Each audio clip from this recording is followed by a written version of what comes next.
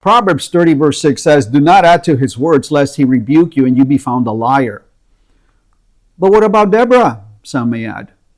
Many point to Deborah in Judges chapter 4 through 5 as proof that women can hold authority. But the book of Judges portrays a time of spiritual decline, not normative order.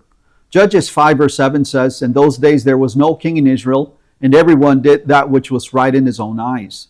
Deborah's leadership was an exception permitted in a period of national disobedience when villages ceased, as Judges 5:7 says, because men had failed to lead. Far from endorsing female headship, the story exposes the weakness of men like Barak, who hesitated until a woman rose to action.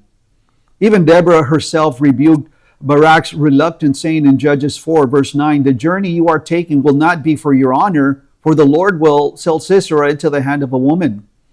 That was a rebuke, not a commendation.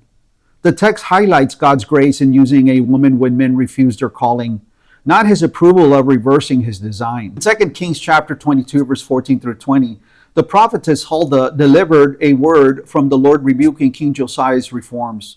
But Huldah's ministry was not one of pastoral oversight. What about Isaiah's wife, the prophetess? Nowhere does Scripture show her exercising authority or teaching men. The title is honorary and relational, not functional. Then what about Priscilla and Aquila instructing Apollos?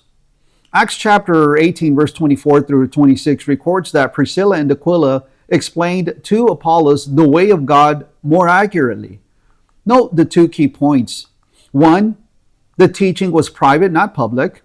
And two, the instruction came from a husband and wife team, not from Priscilla alone. The passage demonstrates the value of godly couples in ministry, not the endorsement of female pastors.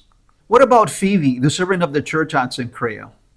Romans chapter 16 verse 1 calls Phoebe a servant, a diakonos of the church. Even if she held a form of diaconal ministry, it was one of service, not authority. The same chapter lists other women who labored much in the Lord in Romans 16 verse 6 and 12. Yet none are called pastors, elders, or overseers.